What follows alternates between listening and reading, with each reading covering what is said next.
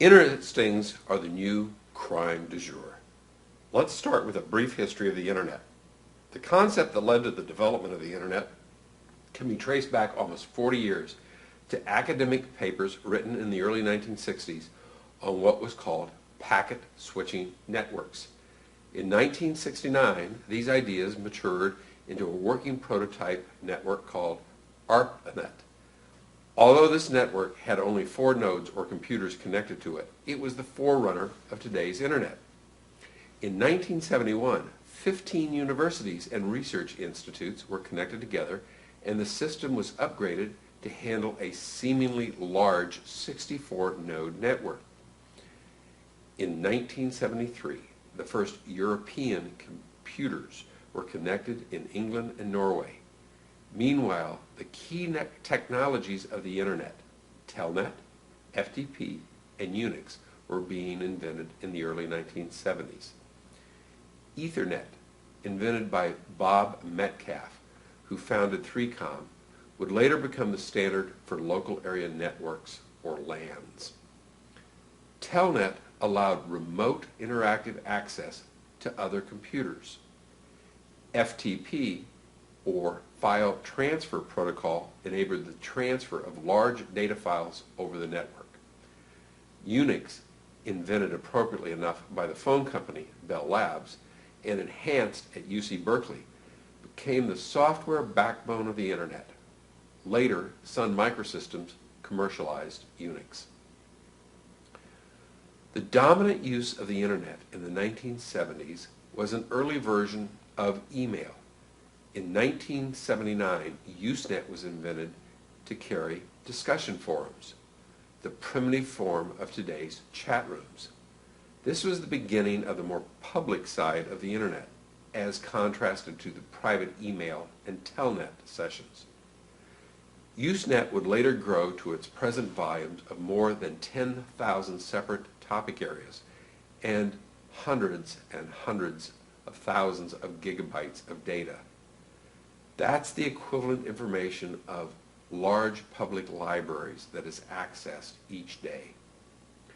Sexual topics quickly became the single largest volume use of Usenet.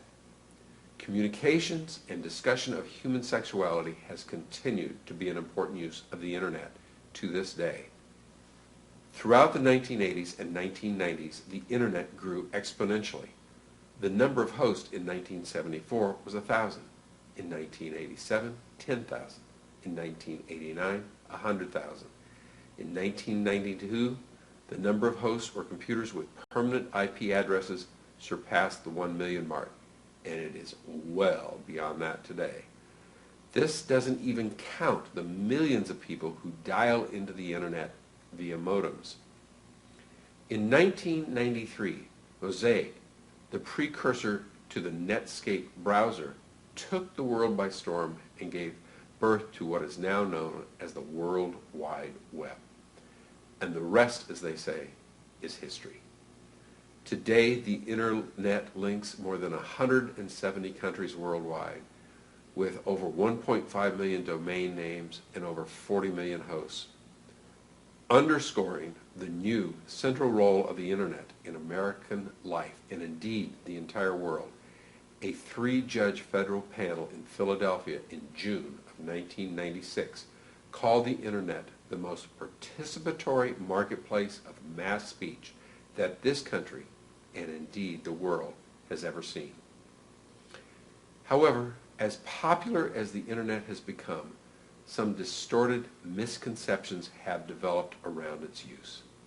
Because of the Internet's participatory nature and society's interest in sexual topics, the police and the general public have mistakenly begun to look at the Internet as a vast playground for adults who are attempting to sexually prey on children. Well, there can be thousands of actual acts of sexual molestation each day across the nation within family households. The perceived Internet molestation becomes a media circus that ends up terrorizing parents, and yet there is only a few instances by comparison to those molestations that occurred within family households. These alleged internet predators cause parents to become afraid of nameless, faceless phantoms. More afraid of these phantoms than they are of real, live family members who statistically pose a far, far greater threat to their children. This fear and anxiety becomes even more irrational when it involves homosexuals. Parents look at their children's monitors in the bedroom as a means for a homosexual to kidnap their children and recruit him or her into the homosexual lifestyle. This form of homophobia is at the heart of the parents' fear of the internet and the hysteria that endangers everyone's constitutional freedoms of free speech. The response of the various police agencies to this fear and hysteria, some of which they have created themselves, is the Internet Sting operation. Here's how the Internet Sting process got its start. Let's suppose that the police want to create a sting operation to catch a person who fences, buys, or sells stolen property. The police pretend to be burglars who have stolen property to sell. The property is not actually stolen, but the police pretend that it is stolen. The fence buys the allegedly stolen property from the police. In this scenario, it is factually impossible for the fence to buy stolen property from the police, since the property is not stolen. However, even if a person attempts to commit a crime that is factually impossible to commit, he's guilty of the crime of attempt.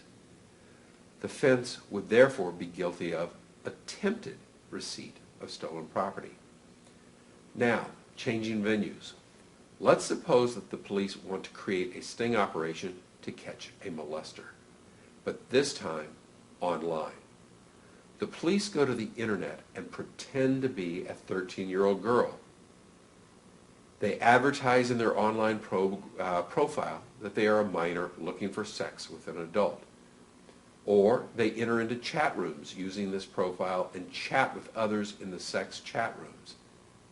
As a suspect then engages the police officer who is pretending to be a minor in sexual chat, and eventually a real-life meeting is arranged. The suspect is told to bring lubricants and condoms to the meeting so that they can have a good time. The suspect arrives at a hotel or at a restaurant or at a park as requested by the police officer with condoms and lubricants in his possession. At the hotel, the suspect is arrested for attempted child molestation. It is an attempt because it is factually impossible to commit a child molestation on a 40-year-old police officer pretending to be a 13-year-old. How serious is this? In many states, all attempted crimes carry sentences about 1/2 of the prison term of the named offense.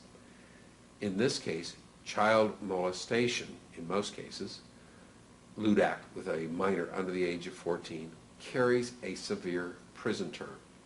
In the state of California, it carries 8 years. Therefore, attempted lewd act with a minor under the age of 14 carries a prison term with 4 years. Further, the defendant, if convicted, must register as a sex offender for the rest of his life. Now, let's talk about child pornography. During this same sting chat with the cyber minor, we'll call this person a cyber minor since they're not a real minor, who's really a specially trained police officer, and the internet user, the cyber minor asks that the user, now a suspect, send him pictures of himself. The suspect sends a picture of himself clothed, but this isn't good enough for the cyber minor, so he asks again for special pictures. The suspect sends a nude of himself or of others. The suspect will now be charged with attempted sending of harmful matter to a minor with the intent to arouse, appeal to, or gratify the lust or passions or sexual desires of the adult or of the cyber minor.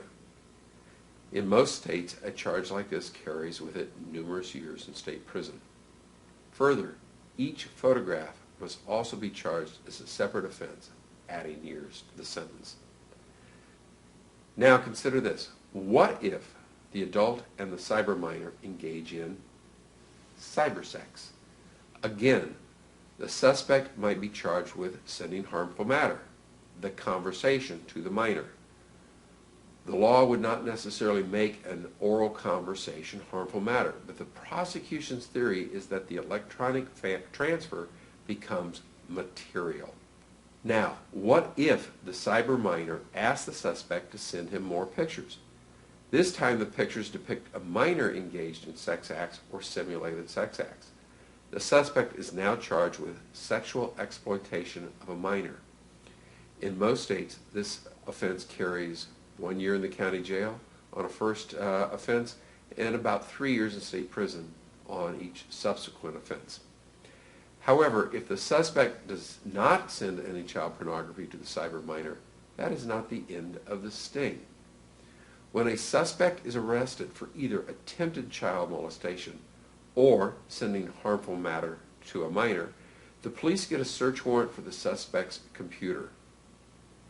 What they find mixed in with adult sexual photographs on the hard drive are several pictures depicting minors engaged in sexual conduct. The suspect is then charged with child pornography or sexual exploitation of a child. We should talk for a moment about how such photos depicting sexual acts between an adult and a minor can innocently get onto a computer. There are numerous ways. For example, what if the suspect received an email with a child pornography picture attached? According to the laws in many states, if the suspect receives unsolicited child pornography over the internet, there is no violation of the law, so long as the suspect does not make copies or send copies to others and destroys it upon finding it. There is no mention in the law that he must destroy these files. However, that is the general case law. However, our attorneys recommend that anyone who receives such unsolicited child pornography immediately destroy it. You don't want to be put in the position of proving that you got it on your drive unsolicited. Now let's talk about cybersex. Cybersex is in fact a masquerade ball, but the police just don't get it or just don't want to get it. You might be surprised how cybersex originated on the internet. Before it was even called the internet, a small group of scientists were connected over a network with their computer. This network was for the exchange of highly scientific and theoretical research ideas. The scientists were mainly men because few women were educated in this scientific field and few had the funds to own a computer. However, there were a few women, and one day an unknown female scientist sent a sexually explicit and provocative email over the internet to the men. She was totally anonymous. The men were shocked by what they had received and thought of it as a misuse of their scientific research network. Even so, they liked it, and they started sending back anonymous responses to the woman. Thus, cybersex was created, a phenomena that was instigated by a woman, not by a man. It is interesting to understand some of the social aspects of this new expression of human sexuality. Throughout time, women have been traditionally taught by society to repress their sexuality. Women had to be both the good girl and eventually the good mother. In other words, they were expected to be virginal before marriage and then faithful during marriage. However, society expected and tacitly sanctioned men to be bad boys, to express their sexuality in a variety of ways. The internet provided women with the freedom to ignore societal restraints on their sexuality and become the bad girl who could satisfy their sexual fantasies through cybersex. There was no social stigma attached because they would remain anonymous. Women also couldn't get pregnant, catch AIDS, or get infected with sexually transmitted diseases. After having a great round of cybersex, she could go and meet with her husband and her boyfriend and be the good girl again, or the good mother and pick up her children from school. Women had found a safe place to experiment and explore their sexuality without any social stigma attached. Men were not far behind. Those who engaged in cybersex were quick to learn that the ultimate sexual organ is not the penis or the vagina. The ultimate sexual organ is the human mind. With the internet, a 50-year-old mother of 5 could go online and be 16 years old again, engage in cybersex, and lose her virginity on a Friday night. On Saturday, she could lose her virginity again. This may seem simple, but it is 3, 2, 1. This may seem silly, but it is an example of a very popular kind of role-playing in chat rooms on the internet. Likewise, men could pretend to have sex multiple times a night with a variety of women. As for gay men and women, they too found a safe place to meet and enjoy sex without shame or stigma. Few people realize that the internet providers actively pursued gay communities in order to promote their online business through anonymous chat rooms.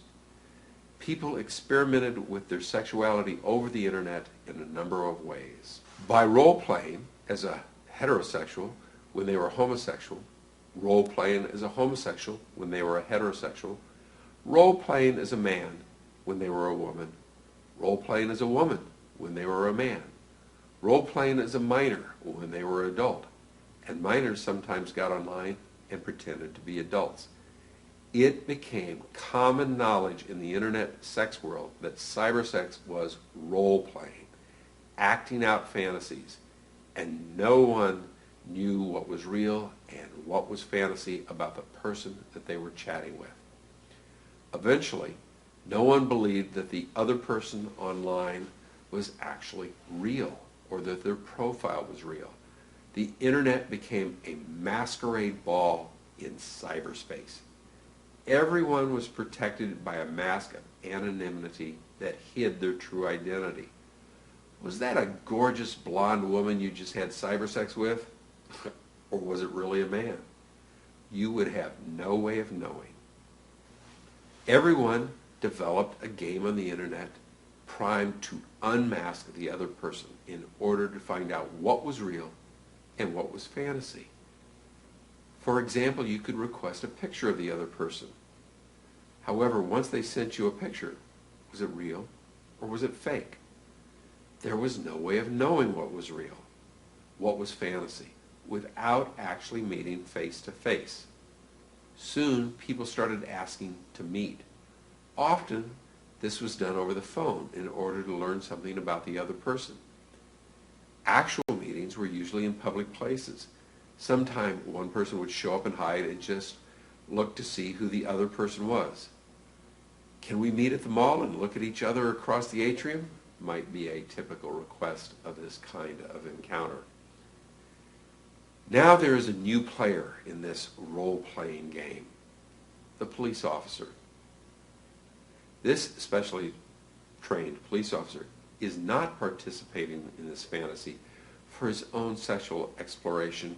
He has another agenda, and that is setting up an internet sting operation. However, it is important to remember that if the person chatting with the cyber 13-year-old doesn't truly believe that the cyber 13-year-old is actually 13, then there is no attempted child molestation. If the person chatting with the cyber 13-year-old doesn't really believe that the cyber 13-year-old is real, the cyber sex cannot be harmful matter. It also follows that the person talking to the cyber 13-year-old doesn't believe that the cyber 13-year-old is truly a minor. Sending a nude photograph of oneself cannot be charged with sending harmful matter to a minor. Internet sting cases are unique in that almost all of the facts of the case are uncontested. The police make copies of the chats. If a telephone call is made, the police record the phone call. However, our experience is that in all of the cases that our office has seen, The adult on the chat transcript at some place reveals that he does not necessarily believe the profile of the other person. He does not necessarily believe that the other person is truly a 13-year-old minor. In all of the cases that we have seen, the suspect enters into a game of unmasking their cyber partner in order to determine what reality is. In our experience, in the very chat transcripts and audio tapes, we find the defense theory of the case. You see, this is predicated upon the nature of cyberspace, the anonymity that affords one the freedom to explore all fantasies, whether sexual or not. Truly, the logical conclusion is that if a suspect believes in good faith that all that is happening is merely fantasy, he has not committed a crime. Until the police and the criminal justice system realize this, innocent people will continue to be arrested for just having fun on the internet. The Supreme Court still has not outlawed fantasy, but beware of the thought police who do not understand the fundamental principles of cybersex. The myth intensifying parental fears of the internet is that children are being found on the internet and being lured into sexual relationships. The truth is this: if the child isn't looking for sex on the internet, your child will not be found. With over 1.5 million domain names and over 40 million hosts, how do two people find each other over the internet? It's done the same way two people find each other in a city with millions of inhabitants. They go to an area where they share common interests. For instance, if you are a biker and are new in town, you go to a biker show, a biker rally, a biker bar, or a biker sales room to find other bikers. If you're gay and new in town, you might go to a gay bar or go and see a gay band. In all of the cases our office has seen, the minor is a policeman, an adult who goes into an adult sexual chat room. The problem is that in a world built entirely of fantasy, the other person, the victim of the sting, cannot know who is behind the mask. He or she cannot know what is reality and what is cyber reality. Furthermore, the myth that the homosexual will find a child in his or her bedroom via the monitor and will recruit them into a gay lifestyle is a product of hysteria and media hype. Again, to find a person on the internet, a person, adult or minor, must actively go looking for others by going to a common meeting place, like specialized chat rooms. Remember, chat rooms are clearly marked as to what the sexual interests are of the participants. You can't accidentally fall into a gay chat room. And if you do stumble onto a site you don't want to be in, everyone knows that one click of the mouse will lead you to the exit. In cases that we have seen where real minors were involved in gay chat rooms, the minors were in fact homosexual or lesbian, and they were looking for someone that they could talk to or who would understand their concerns.